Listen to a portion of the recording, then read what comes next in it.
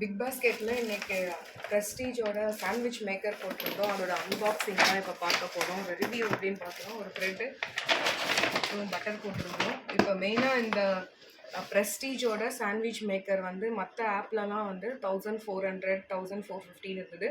Big பாஸ்கெட்டில் இது 1199. ரவுண்டாக வேணால் 1200ன்னு எடுத்துக்கலாம். இது எப்படி இருக்குதுன்னு இப்போ பார்த்துடலாம். ஸோ போட்டு ஒரு 10 மினிட்ஸ்லேயும் ரீச் ஆகிடுச்சு.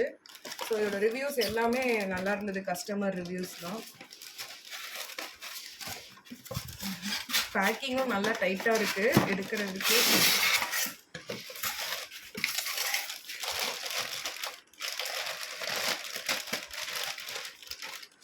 இது ப்ரெஸ்டீஜ் பிராண்டோடது.